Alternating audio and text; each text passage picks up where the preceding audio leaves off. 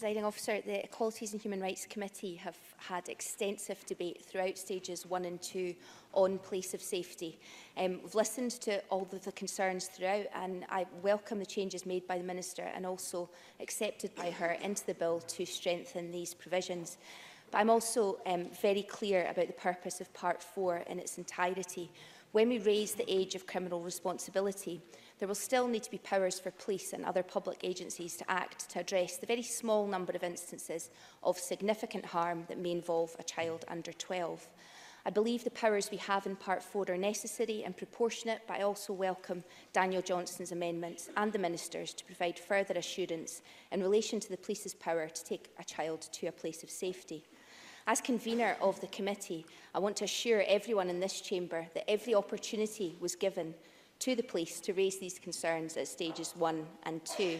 I've revisited the evidence provided by Police Scotland, and I note that the Scottish Police Federation did not actually provide written evidence at stage 1.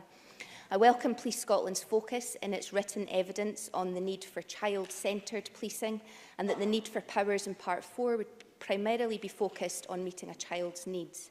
On Section 23 specifically, their evidence raised a concern about the very narrow drafting only to allow for response to immediate risk, and saying the section does not appear to confer any power to respond to the immediate aftermath of an incident. That's quite different from the issues that Police Scotland have raised publicly immediately before Stage 3.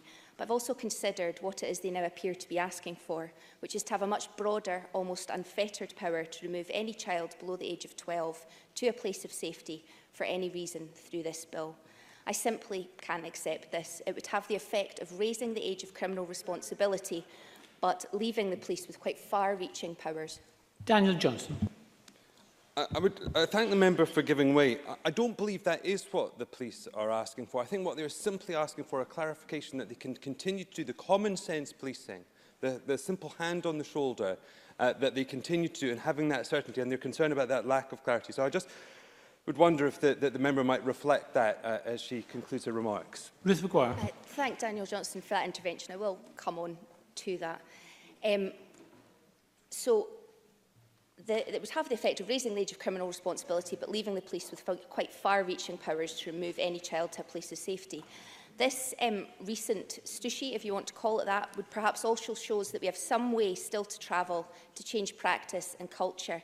Now, police in communities in my Cunningham South constituency do an absolutely fantastic job of keeping children safe. They respond early and effectively to children's needs and issues, while also giving confidence to the wider community. We have to be sure that work can continue in the future, so the arguments in favour of the Minister's Amendment 109 to create statutory guidance become more compelling, as indeed do the arguments in favour of my amendments 152, 153 and 156. These strengthen the bill's provisions and I hope address the points raised by Daniel Johnston at stage 2. Not only should the use of Section 23 powers be monitored, but they should also be reported on. My Amendment 152 therefore specifically extends the regulation-making power under Section 24 to include the power to impose requirements that information be recorded on why, where and for how long a child under 12 is taken to and kept in a place of safety. The reason why a child under 12 is kept in a police station as the place of safety, and the reason why a child under 12 is at any time kept in a cell within a police station. I would suggest that this monitoring is absolutely essential, particularly in the early years of implementation, to ensure that the provisions are not more widely applied than the law allows for, but also to highlight whether or not recently articulated concerns are justified.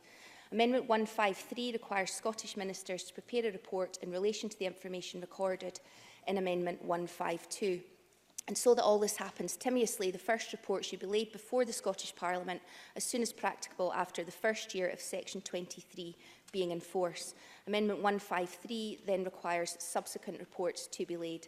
Because regulations will specify exactly what information is to be included in the reports, these should be the subject of appropriate parliamentary scrutiny.